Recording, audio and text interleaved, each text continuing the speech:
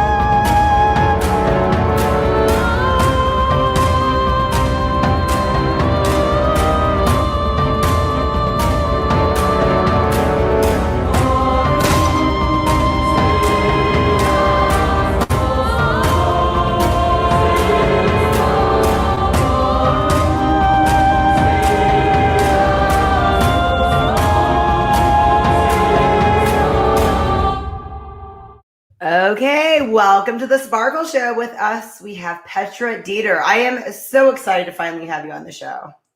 Thank you. Thank you so much for the opportunity to come on and share with you.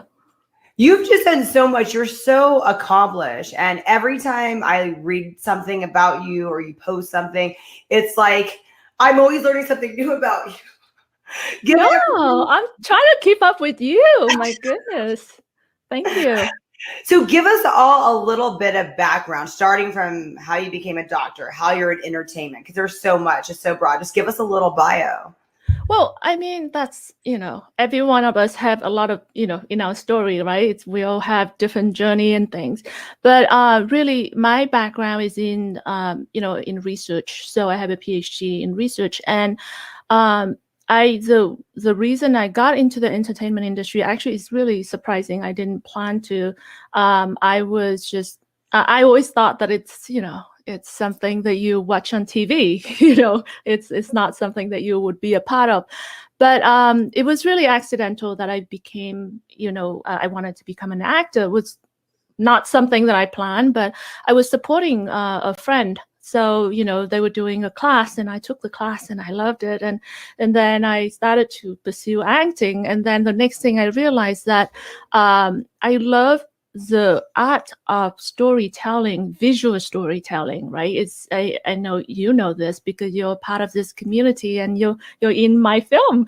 And it's so fun and it's so creative. It's visceral. You're sharing that experience in a way that I guess it's not like you can write a book. It's somewhat different. It's different than if you just tell somebody something. But when you create this story, it can tell this story. It's so interesting. So anyway, I started to get involved into the storytelling side of it and become a director. And then as I'm working on this, I kind of stumble upon this thing that, I was a victim of child abuse for all these years, but I guess I never really look into it because a lot of the time, if you are a victim of psychological abuse, you don't actually know that you are a victim because abuser will, they will condition you into getting used to the controlling and the harmful behaviors as normal, right? Abuser, usually they get you in the head first. They get you to accept their behavior as okay, as normal. And then the second thing about it is that they usually condition you into thinking that you are not good enough, that you're deserving this controlling and harmful behavior. So as a victim, you usually don't recognize that you are a victim. So I never look into this until much recently. And when I look into it, I realized that, wow, so many people are suffering the same form of abuse. And that's how I end up doing what I'm doing now, trying to advocate for victims. Okay, so I'm going to sidestep. You have a doctorate in research. What research? What type of research? Oh, chemical engineering. What is that?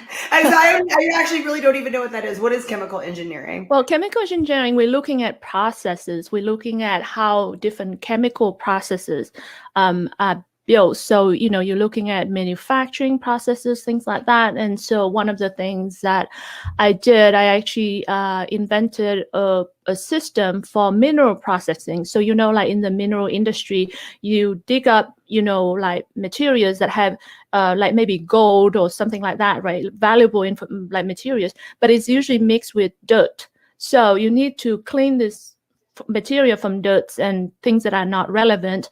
So that's called mineral processing. So in my PhD, I work on this new system that help more effectively process this material from unrelevant material, should I say, or not valuable material. So the mineral industry wastes a lot of money because they're not being able to process so the way that they process is they grind whatever that they dig up to a certain size, right? So because you have this big block of whatever it is, but you got gold. I'm using gold as example, but any kind of minerals, you got gold and all other stuff in between. So they grind it up into small enough, and then they try to like separate it out so that they can get rid of the dirt, right? So, but when it comes to the material that's really, really fine, like really small, they are not very efficient. So you end up with a lot of lost materials from that. So in Australia, for the longest time, the major, and I did my PhD in Australia, the major economy in Australia is the coal industry, where they mine coals, and obviously, they use coal to create electricity and energy. So the Australian economy, like really the majority of the economy is in the coal mining. And so I was doing my PhD in Australia, and I developed this system where they can actually more efficiently collect the coal out from the dirt. And so it actually saves the Australian economy over $100 million a year at the time. The technology now is being used around the world. And I was given like quite a few medals, including from the Minister of Natural Resources. I don't remember the exact name of the ministry, but yeah, the government gave me a medal for that. And, the Australian coal industry gave me. So you helped it become more efficient with releasing. Right, and it's being used around the world now. The technology was acquired by a company in the U.S., and then it is. And at the time I went to Africa, I went to Asia to commercialize the technology. To develop, to get different companies around the world to use it, and it's being used really widely now. Yes. Wow, that is so fascinating. Okay, so I don't want to get too off topic, but what made you go into that? I don't even know these things exist. Like, what makes you like, I'm going to go into that?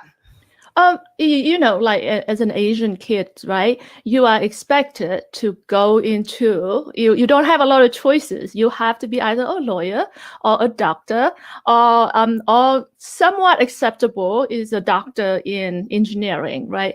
And as an Asian kid, you're good at math. So going into engineering is a natural thing. And I got a scholarship from the Australian government. So I went to Australia to study my bachelor degree. And then from there, I got a number of offers to go and do a PhD in the US as well as in Australia. And I chose to stay in Australia because at the time, I felt like I could have better impact there with the Australian coal industry because, I knew the industry well. And yeah, it just kind of went from there. Where were you born? I was born in Europe somewhere, some random country, and then I was brought back to Vietnam, which is where my mother was. Yeah. And that's where you're from. Is it you like full? Okay. Yeah. I'm majority Vietnamese, yes. Yeah. And then you've lived all over, and you still live in Los Angeles, right? That's your Right. I am in Los Angeles now. I lived in Australia for many years. Yeah. So I am actually still an Australian citizen. I am a US citizen, but I'm also an Australian citizen. Yeah. That's so awesome. Okay, so now you have a platform. You started doing some acting. Not only do you act, you write, produce, direct. You do it all. And a lot of times, I usually don't like when people do everything because I always feel like they're lacking something. But you had a really good angle of everything. And I saw you get down with that bigger little woman with that big heavy camera and all those angles. And it's like you really do it all, and you do it so well. No, And you're too nice. It's impossible to be good at everything. It is really impossible to be good at everything. I mean, I was just trying to learn, but the key is like if you want to build a team, right, you have to learn all aspects of it so that you can build the team that can, you can't assign someone to do something if you don't at least understand the basic of it. And that's what I was trying to do. It's impossible to be good at everything, really. But yeah, but thank you. That's amazing. No, you really do it all, and you do it great. And I love that you write comedy because that's one of the harder genres to write. And I love that you did that, and that was quirky. It's fun. That was a fun project that we did together. I mean, it's rare that I did comedy actually, and thank you for jumping on that. That was such a fun project for AT&T. That was cool. Yeah. Oh, yeah. That was a turnaround where you had a timeline to actually get that done. Yeah, that was really fun. And I mean, it was well received, AT&T shown it. And I mean, I think a few days ago, right, it was also featured by, I forgot the platform, but there's another platform that they feature that again. And it's going to be like people can actually watch it on their platform, some distribution company. I apologize, I forget the name right now. But yeah. So you're doing that, and then now you're like all doing advocacy. So tell me a little bit. Again, we'll go back to the advocacy part. How did you choose this, and was it hard to open up? Because as a scientist, is it hard to be vulnerable, to be like, "Hey, I was abused"? I would think that, and in your culture, these are all things we don't talk about. They're all very taboo. So what made you decide, no, I'm going to go for it. I'm going to tell my truth, and I'm going to advocate for these women? Actually, that didn't come easy. I mean, I don't think any of the victims out there are comfortable. And this is what I'm going to say really to my audience too, is that it's not easy to just speak up and say, hey, I was abused, actually. And especially in this form of abuse, what I'm talking about is called parental alienation.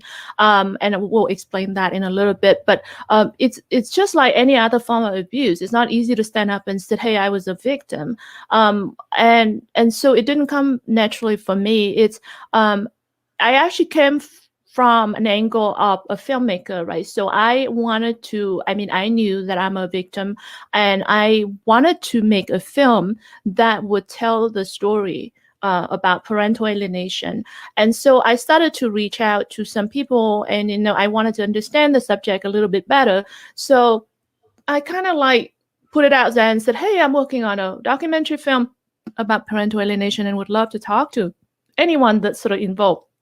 And the next thing I know, by now we interview over 700 cases of parental alienation, parents and children and extended family, and it's horrific. And so we interview so many cases, and some of it's really tragic. So, for example, we now finally narrowed down to the main case that we are going to be featuring for our documentary film. And in this case, it's a case where a 10-year-old boy was killed by his father. Now, this murder case was a result of a really tragic system failure, because they went through a 5-year custody battle involving any government agency that you could think of, from the police, from the child welfare agencies, from criminal courts, from civil court, from family court, multiple states. probationer office, district attorney office, so many people involved, and everyone recognized the problem, like including like the police said this is the worst case of manipulation we could see, the worst case of parental alienation. Child welfare agency also said this is the worst case of parental alienation. All this went through for 5 years, and there's so much manipulation going on. And eventually, we get to, after 5 years, we finally got to a court date where the judge finally said, this is enough of destruction to this child. We have to stop this. So I can see now the father, you are the abuser, and the stepmother, you too, are really destructive, and the harm to this child is irreparable. But I'm going to try to see what I can do. I'm going to probably try, and I will explain parental alienation, but what it is when you have a situation where one parent or someone, sometimes it doesn't have to be a parent, but someone will brainwash the child to reject the other parent. So, you hear that really common in divorce, right? Or separation. Yeah, okay, now I get it. Okay. Yeah, in divorce and separation, you usually have one parent will say, "Oh, your dad was violent," or "Your mom cheated on me," right? It's horrible. I always, when I hear those stories, I'm just like, what? Wow, that's very. It's so common, right? You hear that, but when you use the term parental alienation, people actually don't know what it is. I didn't know that was that. Yeah, it is what happened when one person, usually one parent, but sometimes it could be step parent, it could be grandparents, somebody brainwashed the child against the other parent and effectively destroyed that parent-child relationship. And some of them will go as far as like false allegation. They will create allegation that the other parent have either sexually or physically abused the child, or that they neglect the child, or that they whatever. And then they will go to the extent of either just blatantly ignore the court order and will not allow the other parent to see the child, even though the court order allowed them to see the child. Or they will go to court and file this false allegation to prevent the other parent from seeing the child. Or they will call Child Protective Agency to create false allegation so that it will create lengthy investigations to prevent the other parent from being able to see the child. So we see so many victims that, parents will go through a decade of in and out of court. And in the meanwhile, the child is caught in the middle, being told all these lies, and now it destroys this child. And when this child becomes an adult, you know what?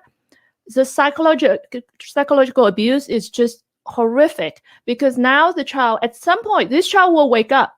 At some point, as an adult, the child will wake up and will realize the truth. And the child's going to look at this and go, half of my life, I rejected this parent for the wrong reason. So all this guilt, all this, and then either my dad or my mom lied to me about the other parents. So how can I trust anybody? Somebody that I trust, one of my parents, and yet now they lied to me all of my life. So how can I trust anybody? So they have anxiety, depression, they lost part of their childhood, they lost that relationship, they try to rebuild, and it's very difficult when you have lost that relationship for 10 years. It's impossible to build back to, because that parent have missed all the birthday, graduations, sometimes even the birth of the first child, wedding, engagement. Right. Yeah, it's horrible. And these children, I'm a chair of the Hero Circle, which is an organization that just entirely of these children, the adult children of alienation, who now wake up to these lies, and they suffer so much. Suicidal, anxiety. Inappropriate relationship. They ending up with abuser, or they end up with like these children. And the thing is, the parent that alienate them from the good parent, like the bad guy, the abuser, they not doing this because they love the child so much. It's not because of that. Power, right? Yeah, they want to harm the other parent because I want to hurt my exes. Yeah. right? So I'm going to use the children as a weapon. The child, yeah, tool. It's not a person anymore. Exactly. The child is a weapon in this situation, and it's horrible. So with the case that we are featuring in our documentary film, the judge finally saw it, and the judge said, this is horrible. You and your wife, your new wife, like the stepmother, the father and the stepmother, you guys have done so much harm to this child. We cannot let this go on anymore. I'm going, and essentially what they did is they like bad mouthing about the mother and her new husband and all that. So they kept the child away from the mother, even though there's court order for the child to see the mother. So eventually the judge and the child, because the child was brainwashed, so he also, every time the mother tried to pick up the child's like, well, not today. Yeah, no, I don't, this and that. And the child's been caught. And then the father, right, standing there or looking at him over his shoulder and go, yeah, tell her how much you hate her, right? Things like that. And, she's a bitch and blah, blah, blah, all these things. So the child's like, yeah, you're the bitch, yeah, I hate you. And then the father walk away and the child's like, I'm sorry. Yeah, I don't mean it. And then the father turn around. He's like, yeah, I hate you. Yeah, like you see the child's being caught in the middle. So anyways, that night, after the judge said that, I think I'm gonna try to fix this, that father killed the child. And his 10-year-old boy, like he had so much future ahead of him that was robbed from him. And we interview hundreds of people involved in this case, like family, friends, school, and he was doing the martial arts schools at multiple states. And we interviewed the police department that was involved and everyone. It's tragic. It's horrible. And the problem is society.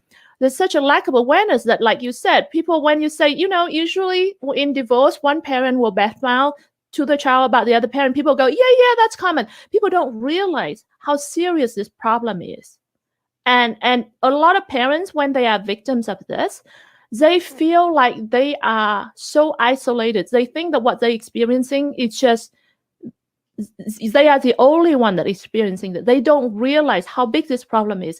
There's a study that shows that, actually multiple studies that point out that there are over 3.9 million children who are victims of this in the level of moderate to severe level. Believe it. I believe the numbers are staggering like that. When you were saying that, I was like, I wonder what these numbers are. And it's sadly, it's not shocking that the numbers are that high.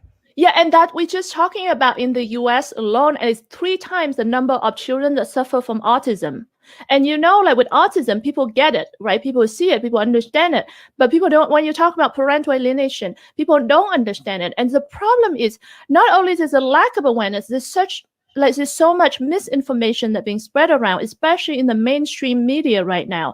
Like, for example, the other day, Forbes magazine posted this article that essentially saying parental alienation is not real, and it's not scientifically proven. And I mean, Forbes magazine. Fox magazine. Okay. Forbes magazine did this article, and it's outrageous because it's denying and it's silencing all these victims. We're not even talking about the parents victim. I'm just talking about the children victim. We have so many children victim behind us. These children, they have no interest in mind. They have no motive. They're not here to fight custody. They're not, because they're adult now. They're not trying to fight for custody. They're not trying to increase or lower the child payment. They're not trying to get even with their exes or anything like that. They are just the children victim that want to speak up. And yet this mainstream media are spreading misinformation and silencing the victims. And it's really horrible.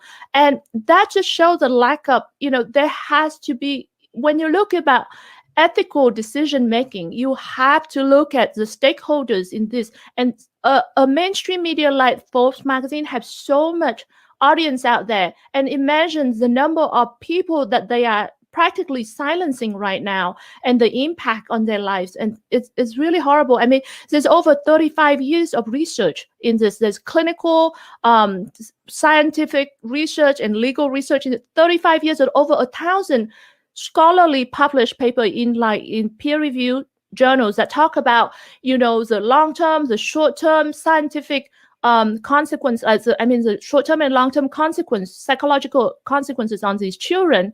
I'm talking to the victim. I know the consequences. I am one of those victims. I know the consequences of this and how it is the same as child abuse. Like there's research that done on over 6,000 children, and they found that psychological abuse is just as bad as sexual abuse and as bad as physical abuse. Yet psychological abuse actually has longer term impact than sexual and physical abuse. Sometimes it's worse. Yeah, I totally can see that. And what about, do you guys go into what all the grandparent? I don't know if you use the parental alienation as the same for grandparents. I know a lot of times there's custody battles between grandchildren. Yes. You know, when parents aren't that great and they're the grandparents have to take over or whatever, and then they try to like bad talk the grandparents, that might become a custodial. Of course, it's impacting the whole entire family, because when the child has been forced to choose, the child has to choose to reject not just that parent, but the whole entire extended family. So it now destroys the relationship between the child and that whole side of the family, and the grandparents, the uncle, auntie, cousin, and grandparents sometimes will try to, take a fight, because there's certain states that will have jurisdiction, there's certain jurisdiction that will allow grandparents' rights. But still, it's very challenging. It's an uphill battle. And then you're talking on the other side, you also have grandparents that play the abuser role, where they will go, oh, your mom is bad, or your dad is right. Yeah. So you have both sides. You have the victims and you have abuser at all level. You have the parents level, and you also have the grandparents level who are abusers. And it's really unfortunate. Yeah. So what do you want to see happen? I know you have this film to enlighten us. What are some changes you would like to see, and how can the general public help? How can someone like me even help changes happen? So, changes has to happen at all levels. At the highest level, I think we need to have wider public awareness on the problem. And the misinformation is not helping. We need to create scientific base with real stories, real voices of the victim to explain that this problem is real, and we need general public awareness that need to change. At the system level, we need the law to reform. We need legislative reform. And one of the things that we did recently is we're pushing Texas right now. For example, there's a bill that's been introduced that talk about trying to put, how one parent influencing the child. It doesn't have to be a parent. Someone that influencing the child to reject another parent without a good reason. It should be considered a form of child abuse. And we fully support this bill. So we actually put together over 30 organizations and over 100 victims, children and parents who are ready to testify for this bill to pass. Right now, it's sitting in the committee. There's a House Committee of Juvenile Justice, I believe, and Family Justice. And we are lobbying to get this committee to let the bill to be heard, because this bill needs to be out there to be heard. We just want a chance for it to be heard, because once it's open for hearing, then we can present the scientific data. We can bring the victim to testify, so that the lawmakers can be aware of how serious this is and how important it is for this bill to be voted. But now, what would happen in that, though? Does that mean it would be considered a crime if you're convicted of manipulating your child? Right. Okay. We need that bill to because that bill is saying, it's considered a form of child abuse. So we need it in the law to say, because at the end of the day, it is child abuse. So right. No, I was just trying to figure out what that was going to accomplish and what the goal was. Right. Yeah. It's called HB 2153. It's a bill in Texas. We want similar bills around the country. Okay. So we need that. So parents, like you asking what you can do, like parents out there, if any parents that believe in this and wanted to help, they should reach out to us, because we are looking for more people to support bills like this around the country. And there's also right now, there are bills, for example, in Colorado and Connecticut and Tennessee, other states, where they try to prevent victims from being able to testify in court to talk about the impact of this. And that's really serious, because you're silencing the victims. So right now there are bills that by activists that actually actively trying to prevent parents who suffer from this form of abuse not being able to defend for their children. And so we also need parents to speak up to help us oppose to these bills. So there's that. So there's a legislative reform. So you need the highest level, which is the public awareness, and the next thing is we need the legislative reform. So we need the lawmakers to be informed and educated, and then we need these bills to be in place. But we also need education and training for for the judges, for the professional lawyers, therapists. All these people need to be aware, because parental alienation is very counterintuitive. So like when you first should hear that, oh, this child rejects his mom or his dad, you immediately think that something is wrong with that parent. You think that, oh, that parent must have done something, right? You don't think that, oh, this child has been brainwashed to believe into something wrong. You just think that this parent have either harmed the child or neglecting the child in some way. And so we need more public awareness so that we don't just jump into assumption without looking into the true root cause of the problem. So we need education in the professional level. And then in terms of the parents, victims, we need more resources. So you're looking at any type of like minority groups or any kind of, I would say, victim groups. So you see, like, for example, there's hotline for suicidal. You have homeless shelter. You have shelter for victim of domestic violence. All this sort. When it comes to parental alienation, there's none. There's no resources. There's no hotline that you can call. There's no shelter. There's nowhere that you can turn to. And that need to change. We need resources for these parents. We need education for how do they handle this situation. We need we need changes in all levels. So really for parents, for victims and for activists out there, we are looking for help. So anybody that are willing to support this cause, we wanted to hear from you. We are on victim.com. Victim2hero.com, and we're also on Facebook. You can contact us on there, or we contact us on Facebook. And we're creating a lot of resources for parents. That we have multiple events a week where we bring in experts to explain this different aspect of this, the psychology and how the legal side of it, and how do you fight this. What that group is again? It's called Victim2hero.com. Victim2hero.com. Everybody remember victim2hero.com. Okay. Yeah, and we're also on Facebook. Yeah, and we do these events where we'll really like bring in resources on all aspects of it. Like how do you fight this in court, and what does this mean, and why does? Great. Okay. So you're really helping you're even helping the other parent, because everyone can kind of know. This is so eye-opening. Thank you, Petra. No, thank you. Thank you so much. And I'm so glad that you let me come and share this, because really I wanted this message to be spread wider. And I mean, we have so many parents out there that really need help, and children, there's so many children out there. When's your documentary going to come out? We film about 70% of this so far. We need to still, we're probably going to create a crowdfunding campaign to soon. Finish it off.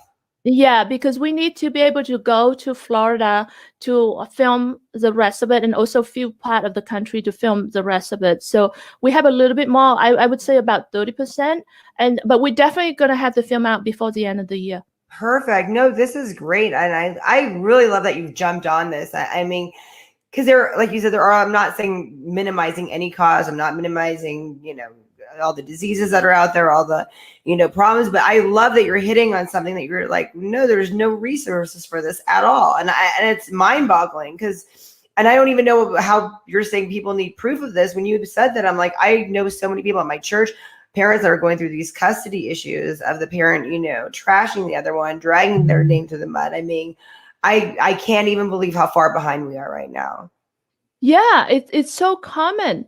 And yet people are, and the thing is, like, if you are an outsider, a lot of the time you kind of like step back and don't do anything, because you're like, oh, I don't want to get involved. And also you don't know the whole story, because when someone get divorced, you kind of have to choose, I'm going to stay friend with the father and I won't talk to the mother, right? Or the other way around. I'm the friend with the mother. I'm not going to talk to the father anymore. So you never get the whole truth of the situation. And unfortunately, that doesn't help the children, because the children are caught in the middle, and they need somebody to help them. Well, we need to keep up with you. So you're on Facebook. Do you have a Facebook page, or we just go to that page? We have a Facebook page called Victim2Hero. And yeah, we're on there. And like I said, we have events on there almost a few times a week. It's live event, and people can participate and ask their questions. And yeah, we're very active. I mean, like, how do we keep up with what you're doing? Do you have an Instagram or just your Facebook page? We are on Instagram. We are on TikTok. We are on You're we are on everywhere. Pinterest. Not so active. Like Facebook is where we are most active. We also on YouTube, but we're not so active on those because we don't have enough bandwidth. We don't have enough like the resources right now. So we really need to, because everything is being free for parents, like and the adult children, everything's free. We haven't charged anybody anything, so we haven't bring in like any revenue or anything to build a bigger teams. So right now we're mostly on Facebook, but we are on Instagram and other places as well. Yeah. And where can we keep up with what you're doing? You like with your movies and all this other stuff? Right now I'm focused mostly on Victim to Hero. The production company is Sparkle Media, which is the misspell of Sparkle, like I know everyone's SP. your media. I'm like, well, yeah, it's like SPRRKLE, and we are on Facebook. We also on our website, which is sparkle.com. SPRRKLE. It's a bit weird, but yeah, but with the film, yeah, we have this film. It's called At All Costs, that we're gonna be launching a funding campaign soon. It's just we've been focusing on helping the parents, so we haven't really put a lot of time and effort on that, but we should do that soon so that we can go to Florida to finish the filming. Yeah. Thank you so much, Petra. And then we'll have you on every 6 months. Come on and tell us the progress of this and whatever you need us to do. There's no like petitions or anything we could sign to make new laws? We are collecting, for example, for the Texas bill, we are collecting names. So yeah, if parents that are or people that are supporting of that bill, we are collecting names. So yeah, from anywhere, they have to be in Texas. So it's really everywhere. Particularly for parents that are in Texas, we are looking for their name and also their city, because we wanted to make sure that when we talk to, because we are getting meetings with these House reps and senators. So we are, anytime we talk to a particular senator or House representative, we want to bring that particular constituent that are, their reps. We want to bring those parents to come along and those children to come along and speak. But if you're not in Texas, anyway, we just want your name and just contact us on our Facebook or our website. We want to hear from you because, we want to be able to show that there's a lot of people believe in this, and we want this to be recognized as a form of abuse. Thank you so much, Petra. Thank you. Thank you so much, Sparkle. It's so nice to see you again, and thank you for the opportunity. My name is Petra Deeter. I'm a filmmaker, a mother of two, and a survivor of domestic violence. I have a PhD in chemical engineering in Australia, where I developed a new technology. It's the reflux classifier. Today it's being used all around the world, and it's saving the mineral processing industry hundreds of millions of dollars every year. In 2004, an American company relocated me to California, where I developed an additive technology for them. I built a factory for them, and then I started my own company that helped technology entrepreneurs raise money from venture capitalists and angel investors. I had a successful career in technology because that's what was expected of me in an Asian family. But really, deep inside, I'm passionate about visual storytelling. So a few years ago, I quit my technology career and all the financial security that came with it, and I started painting, and I started pursuing acting and filmmaking.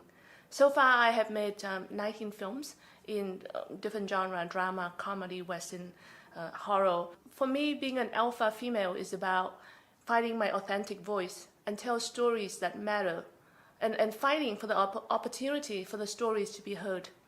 Currently, I'm working on a feature-length documentary film about physical domestic violence against women. Being a survivor of domestic violence, I am aware of common misconceptions that have very serious consequences for victims. And so this is a very important story. It's not just my story, but it's also the stories of over 7.6 million women in America who are victims every year.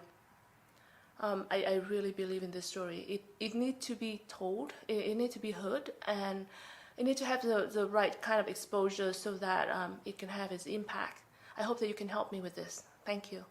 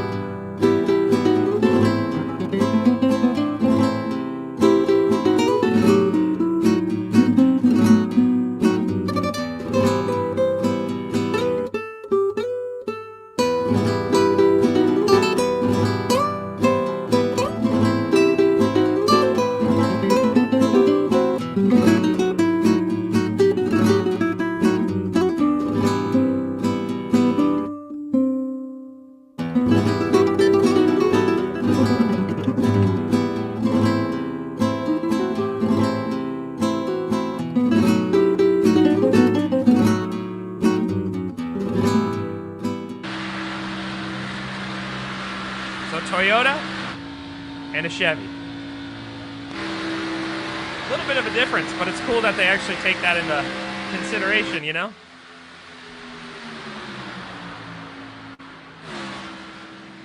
Look at that. Look at that, 4 cars. 5 cars going at it in practice. Love it. You love to see it. Ford for life. I was just making jokes, Gavin. I'm sorry. I didn't mean to click to a car that was on pit road, but that was really funny.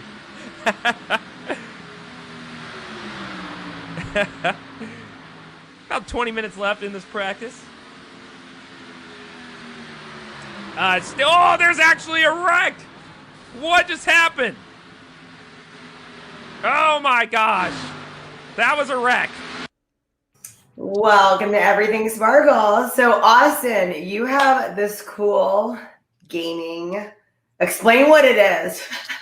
So me and SquareBody Matt, my co-host right here, we are part of we're part of Full Combo Esports.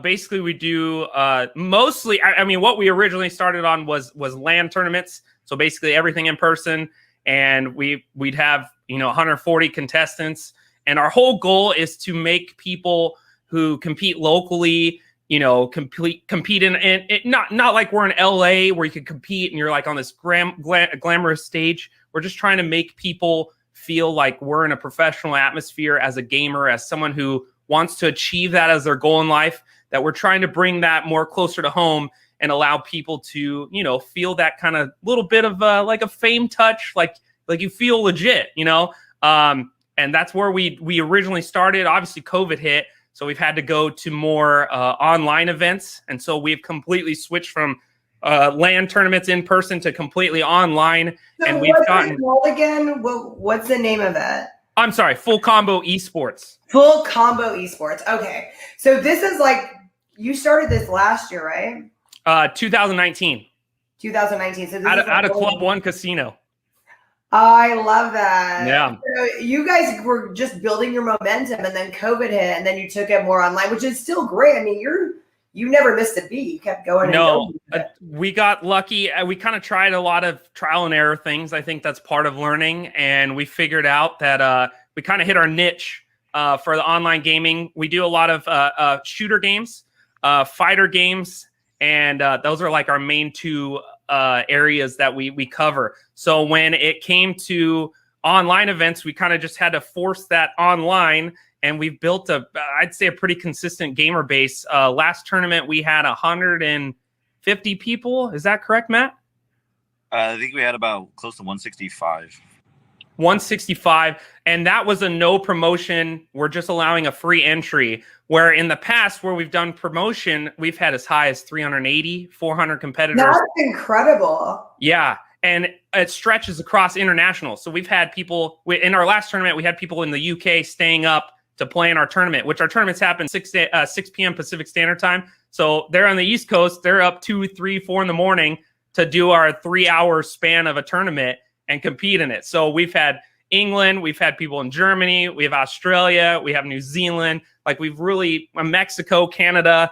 I'm sorry, just trying to spout it off the top, but we've had a lot of reach, and people were like, "How did you find us?" And they're like, "Oh, we just saw an ad online." So was it designed to be that international before COVID hit and everything? You always planned on it being that way, or did COVID kind of help the international thing? I think COVID may have made it more like international because we've had professional players play in our tournaments online, whereas in the past we may not have had a professional player play here at a local tournament. Because I mean, we're 2-3 hours away from LA, so 9 times out of 10 they're not going to make that trip up here to play in our tournaments. So the fact that we've had that.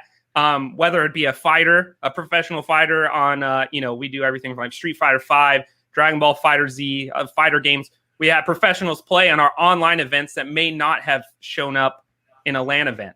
But now we've reached that, and we've had people like professionals play with us. So now we're thinking maybe when we get back to LAN, we'll have some pros maybe show up, and then that.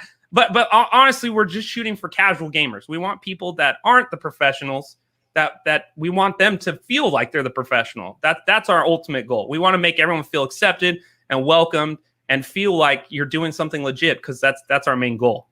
That's so awesome. And it's funny you say that. I know we don't want to say anything positive came out of COVID, but I actually started all this, when I used to all be in-person interviews and everything. And then when this happened, we started doing interviews like this. And then we grew our international base. And we have a lot of East Coast viewers. So sometimes, there's like a silver lining. Yeah, no, definitely. And then me and Matt are not the original creators of Full Combo. We actually are just the commentators. So in 2020, when COVID hit, we were kind of, looking for something to do. I'd actually originally reached out to Full Combo during the LANs. Hey, we need to, if you need a commentator, I can do that. And so then we go and compete at this tournament, the tournament that the poster back there. Me and Matt, not knowing each other, played in the same tournament. I think we both got top 10 out of 40 teams. So we both were like top competitors. He was doing the commentating live in person. And so full circle, I reached out. We had some interviews. I took the job as being one of their commentators. And 6 months down the road, Matt? 5 months? Yeah, about 5 months. 5 months. Yeah. So he got the call, and then now we're co-commentators for all the Apex events, and we've had a blast. Oh, yeah. That is such a great story. I love that. Okay, explain to someone like me that doesn't know much about the gaming world. That'll be the first. I think we talked about that when you said you want to do it. I love the concept. I love all of it. Explain a little bit of backstory on this and these games. So most of the time during obviously pre-COVID, all of our events would take in place. And for instance, the game that we love playing is Apex Legends. It could be a span of 6-7 hours. You're competing. So it's a marathon, but basically it's elimination based off points. So say for instance, you get a kill, you get a point for a kill, and then your placement out of, I don't know, 20 teams? Yeah, 20 teams in Apex. Yeah. So that's 120 people you're playing with at once. And when you get placement points and you get kill points. So your overall thing, you're trying to kill as many people as you can, and you're trying to place as high as you can. So slowly, gradually, people get eliminated off of points. That's how it goes. If you get eliminated on hour 1 and then it's going to hour 7 and you're like, what do I do? Yeah. So it's a constant recycle. We used to, they'd have a main stage set up and they'd recycle people up and you'd get to play on the main stage in front of everyone. And back then that was casted. So everyone got to see on Twitch, if you were following Full Combo, which is our main source, our main platform, you would see whoever's on the main stage live. You wouldn't get real commentary, but now me and Matt got added onto it. So it made a big difference. That's so cool. So how many games is it as part of the Say it one more time. It's the Esports. Full Combo Esports? Full Combo Esports. That's what it is. So right now, actually, they just sent us a list. So our three main three types that we normally do are shooters, which is like a Call of Duty, a Fortnite, an Apex Legend. This was obviously during our LANs too. We used sports events. So we did Madden. We just had a Madden tournament 4 months ago. And some guy from Pittsburgh won and spanked everyone. He won both days. It was cool. But Madden, 2K, and one day we're going to try to do FIFA. And then we got our fighting games, which is Dragon Ball, Fighter Z, Street Fighter, and Tekken. So those are our main three things. And it was first come, first serve in LAN. And now online, it's crazy. There's a lot of people wanting to play. What's the age limit? Do you have to be a certain age to participate? We've actually had as young as 5 years old competing in person. Yeah. Rowdy Rogan. I don't know if you've ever, following the gaming world. Rowdy Rogan is a 5-year-old Call of Duty player, and he's insane. He almost got pretty much drafted onto FaZe Atlanta, which is one of the pro teams at 5 years old, because he's up there. And his brand name is already huge. He's got like 100,000 followers on YouTube. Like he's legit. So lowest 5, I don't know about highest age, but lowest 5, which is crazy. A 5-year-old going up there and taking on a bunch of older kids I'd be scared. I'd be like, nope, no thanks. What's about the age span of what's usually the age span? I think it's very, very based on the game. Fortnite is very young, so you probably get your young teens. And then more Call of Duty, you probably get more high teens, mid-20s, late 30s, all that span. I mean, it's hard to really nail it down, but Fortnite's an easy one because you're like, it's going to be a lot more of the younger generation on that because us old guys can't keep up with that. And I say old guys, and we're only 30, but we're on the old end of the gaming. That's what I was saying about Yeah. the average is going to be a little bit younger, but we can't keep up, so that's why we commentate now. What's the oldest guy? How old's the oldest guy that's like big in the industry? Ooh, Matt? That's a good question. As far as professional players, I'm not 100% what the age gap is. I mean, Dr. Disrespect seems like an older guy. One of the biggest gaming. 40. How old is he? About right. 40s. I'll look that up. He is. Oh, he's 39, but he's the biggest name at 39. Oh, wow. So you guys are really climbing up there on the. We're getting there. We're getting there. 39. We're on the end of the spectrum. Although I've seen Twitch streamers, as at least old. I've seen old people gaming, and it's usually more fun because it's like, these grown old men like from their 70s and 80s playing games, and it's funny to watch. And I think that's why a lot of people love it because that 9 times out of 10 they don't know what they're doing, but that 10th person that knows, it's you're like, whoa, they know what they're doing. Yeah. So is there money in this? You said if you're like professional, there's money into it. What about at an amateur level or like what you guys are doing? Is it lucrative at all? Money making wise on our side, lands are better, but 90, I was going to say more like 30-40% of our tournaments right now are free. So free entry, but you get anywhere from $200 to $300 in prizes.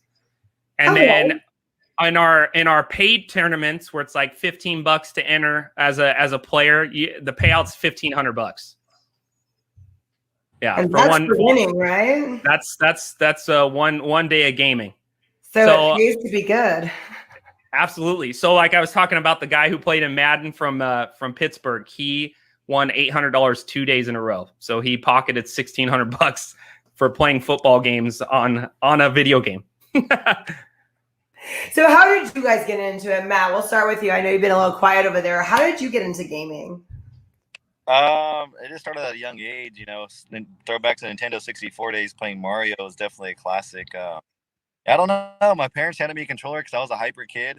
I was running around the house causing, I guess you would say mayhem. Shout out to Mayhem. But, eventually they just handed me a controller like, you know what, you just sit down and relax. And I don't know, I just fell in love with the gaming atmosphere in the world. And now going into 2021, it's crazy how it's evolved with all the internet things from the platforms like TikTok and YouTube where people actually make money off gaming. So it's definitely insane, and it's definitely a whole lot of fun. So, yeah, I just started with a kid that was a little hyper and needed something to do. So that shut you up, essentially. The parents were like, yeah. What about you, Austin? Let's see. I'm same. I think I was maybe 4 or 5 when I played on Super Nintendo and played Mario. So I think that's where it started. The competitive side kind of been on and off since I was probably 18, but it wasn't until last year when me and him actually had met that I would say that was the first time I felt competitive enough to compete. And me and him I think my team finished 6th, which paid out at 4. So we were right at the money. We just had missed it by like a little bit. And then I think Matt was right there too. I know we were both top 10. But that was where it was like, all right, we could do this competitively if I were to just dedicate more time, but it's harder. I would say the advantage to younger kids is they could play that every day for 8 hours. They don't have.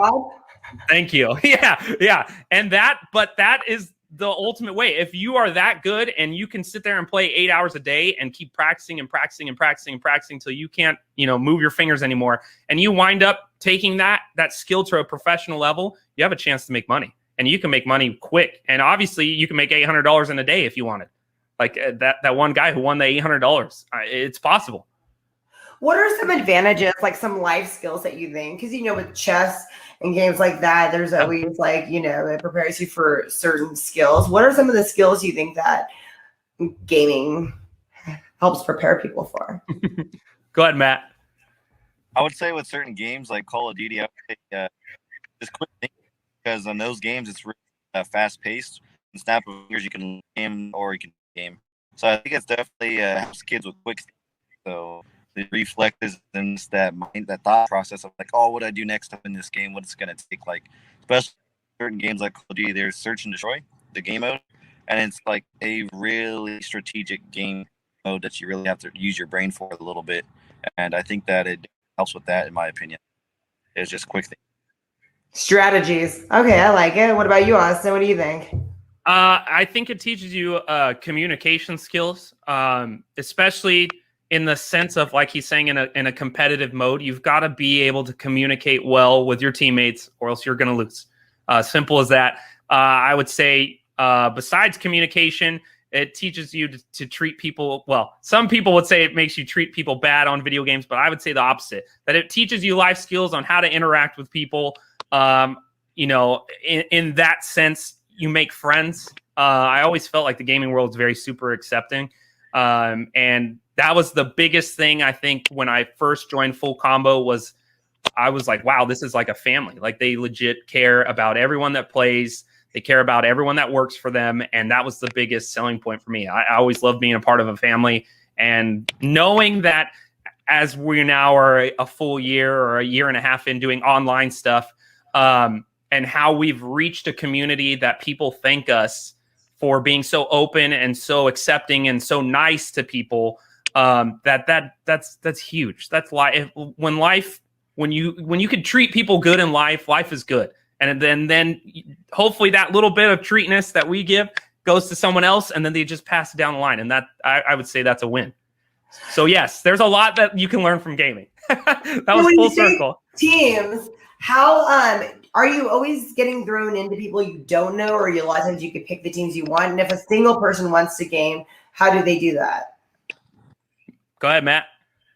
A single person wants to game by themselves or jump into a team? Like how do you, either way. What's the difference? What are some people watching that are like, well, I want to do this and that. Maybe some people want to do stuff and they're just not sure. So what's the options if you're by yourself or if you have a team? If you're by yourself and you want to play in a competitive tournament, we have a Discord server. Basically, it's an app where you can jump in our server at Full Combo Esports, and you can actually chat in there, and you can find players like that. Like, you can put in there like, hey, I'm looking for some teammates. Right on. So there are things like that, as well as like Instagram and Twitter. Twitter is really big for the gaming world right now. And so people put out tweets, and we can tag each other. You can tag just Apex or whatever game you're into, and it'll pop up on somebody else. And you can just use that source to meet people to play with if you're wanting to find a team.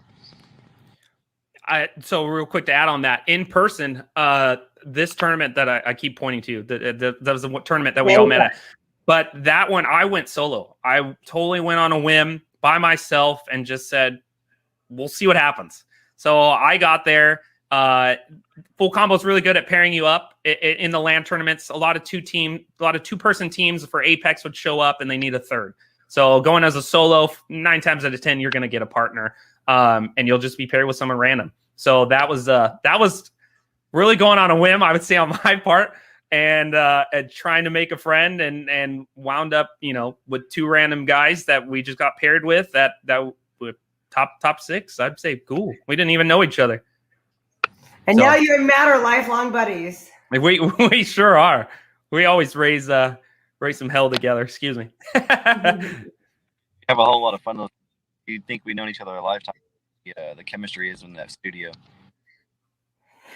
So then a lot of times you can come, what if you have a team together? So right now you guys are pretty much a team. So if you guys were going to do, how big of a team can you guys get? If you come in with 6 guys and you be like, we need to be together, we're going to play together and do this. Can you do that as well? Depending on the game, for Apex, it's all variant. Before every sign up, we tell it to duos or trios. So everyone will know, for the most part, what you're signing up for. Apex for the most part is trios. And so you always need 3 people to play. Obviously, you got multiple teams of the 3, but per one team is just the 3 people. So some of these gamers that are really big, that are professionals doing all this, do some of them have a team where they always play together? I would say the professionals all are on a team, and it's like just like, for instance, 49ers. There's an organization, and it's the 49ers, and then just like a regular sport, they have to draft people, and obviously there's a lot more movement in esports because teams constantly are doing it. But when you find a good core, they'll be the same for 7-8 years, and then just play competitively. But for in the pros, at least you have an org. But locally here, I mean, if Full Combo wanted to be one day, be like, hey, we're going to start an esports team, and then we draft people, and then that's how it goes. Could that happen? Do you see us moving in that direction in the Central Valley? I don't know. It's a lot of ifs, and a lot of things have to go together to be a legit organization. I would say for us, we're a legit organization for tournaments. But to like start up a team and be like, hey, we're gonna go travel now, that'd be another beast, which I would be down for. I would run that if I could. What about you? Who doesn't love traveling? I'd be down for that. If Mayhem's in, I'm in. No doubt about it. Austin and I were. So you guys mentioned that you could win money. How much in deep are you going to be to really get in this? How much does this cost? Like for the gaming stuff, all of this, the startup costs. Is this pretty expensive? Oh, yeah. Yeah. I would say, yeah. So for instance, right now is probably our cheapest we'll ever be. Doing it all online, it'll be the cheapest you ever be because it's just me and him in a room and we're watching people play on their own stuff. So that's all we're doing right now. But in person, we have to own last time. So new Xboxes came out, but last time every person had to have an Xbox. So every person that's sitting there, we had to get Xboxes for. So I think last time we had 40 Xboxes. So, I mean, just that alone, was it 40? Yeah, 40 Xboxes and the monitors as well. Yeah. So you need a computer screen, you need a Xbox, and then you need a controller. So for everyone, that's 40. I mean, just simple math. If you just do $500 a console and just go from there, if I had 40 of them, probably a little expensive startup. But once can that last you? I mean, how often do you have to upgrade? No. Once you get a consoles, I mean, it took 5 or 6 years before we got another console. So you've got a little bit of runtime, and you're just hoping to make some money to catch up to your initial startup costs. Mm-hmm. So, where do people meet up with everyone who's watching if they want to be part of it? I mean, you could follow myself, Mayhem Mero, on all my socials. It's all the same. I made it smart. And then same for SquareBody Matt. He's on TikTok. I'm not on TikTok. He's on Twitter, Instagram. Same thing for myself. Full Combo Esports is on Twitter, Instagram, Facebook. We're everywhere. So if you ever need to look up either of us, it's always just Full Combo Esports. Or you could go to their website, fullcomboesports.com. We always have our tournaments posted on that website. And then that's where signups are, any schedules. But that's basically all of our announcements are on fullcomboesports.com. Or on our Instagram or Facebook or Twitter. So we just cover all of our bases. So I gotta know, how'd you guys get these nicknames? I'm really curious about SquareBody Matt. Matt, go ahead, bro. Basically, SquareBody is a style of truck that I like. It's 1987 Chevy. And I grew up in one with my dad and my grandpa. So I own so many of them now as an adult that everybody just refers to me as SquareBody Matt because like, how many trucks do I have? I probably have about 13 of them. So, that's all I like driving. And one of them's mine. He already said. I heard it. He has 12 trucks now. Yeah, SquareBody Matt.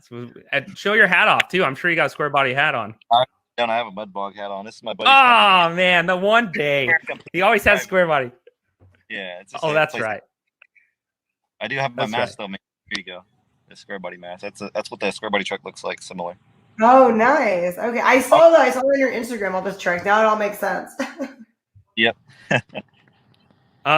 Let's see. For Mayhem, so it's Mayhem Mero. Mero is my last name, so that's an easy part. But Mayhem came from I was racing up in Oregon at the time, and I had rear-ended a lap car because he was holding me up, and they're like, "Dude, why are you causing so much mayhem on the track?" And then it kind of just stuck, and then I was all Mayhem Mero. That's cool. That's what you do. You race cars, or is that? I used to. I have too many concussions at this point. But for 3 years, I ran professionally in the United States and got to travel everywhere, and it was awesome. But at that one point in Oregon, there was a guy. He was supposed to stay on the bottom, and I'm running the top, and he just crossed in front of me, and I rear-ended him, and I punctured his fuel tank, so he was out for the race, and he wasn't happy with me. But it kind of just stuck.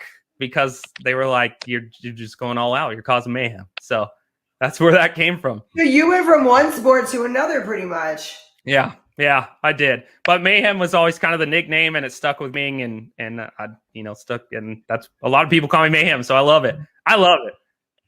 What was it like being in the racer industry? I mean, does it suck? You kind of can't do that anymore? Yeah, it does. It's really expensive, like really expensive. My family and I just couldn't afford it anymore, and I was getting too old and too beat up anyway, even though I'm only 30. Sponsorships at a certain point. Yeah, sponsorships, but not to the degree of. I mean, my name's not anybody. I'm not like a Marco Andretti or big name like that to get a huge sponsorship to keep going.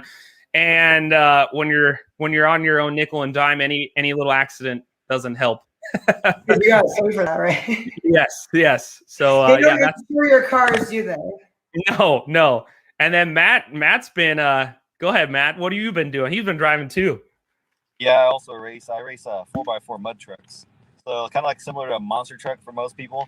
I drive a big truck like that, close to 1,000 horsepower through a pit full of mud that is anywhere from 12 to 16 feet deep, and I just race through it as fast as I can.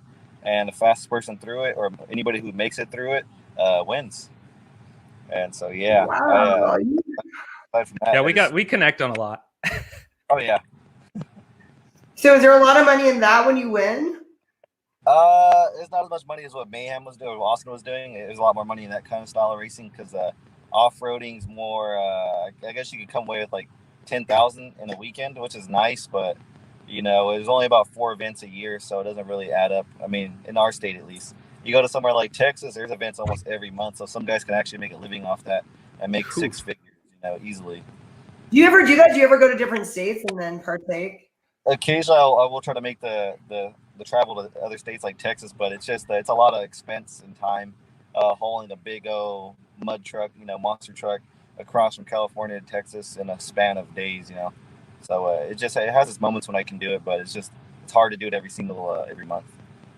Wow, this is so cool. You guys are just like always having a good time. Almost definitely. I think we're so adrenaline junkies, Mayhem. That 100%. Oh yeah. So now all I do is play. I play hockey. That's all I can do now. Yeah, we're going full circle. We got so many sports we do. Oh yeah. Well, this is cool. I can't wait to see like what you guys are going to come up with when you guys get to be back in person again. Are you going to showcase that or stream those events? Yes. Yeah, we should be. We're kind of in the talks of what we're going to do when we get back to LAN events. But this weekend we have a Dragon Ball Fighter Z tournament that's happening online. If people want to check that out, it's twitch.tv/fullcomboesports, happening at 6 p.m. Pacific Standard Time. And then me and him are back in the studio May 1st for a free Apex tournament. So we're just staying trucking. That's all we do. Just keep doing tournaments.